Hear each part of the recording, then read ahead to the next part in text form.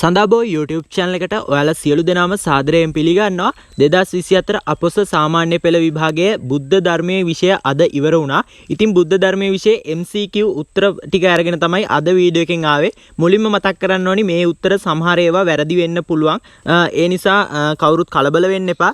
අපි බලමු උත්තර ටික. පළවෙනි එකට 4, දෙකට 2, 3ට 2, 4ට 3, 5ට 1, 6ට 4, 7ට 1, 8ට 2, 9ට 1, 10ට 4, 11ට 2, 12ට 4, 13ට 2, 14ට 3, 15ට 4, 16ට 4, 17ට 3, 18ට 4, 19ට 2, 20ට 2, 21ට 4, 22ට 2, 23ට 3, 24ට 3, 25ට 3, 26ට 2, 27ට 3, 28ට 2, 29ට 4, 30ට 3, 31ට 2, 32ට 1, 33ට 4, 34ට 4, 35ට 3, 36ට 4, 37ට 3, 38ට 2, 39ට 1, 40ට 2.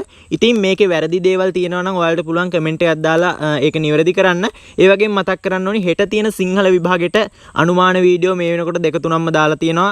ඉදිරියටත් අද දවස් ඇතුළත තවත් අනුමාන වීඩියෝ දාන්න සූදානම් කරලා තියෙනවා.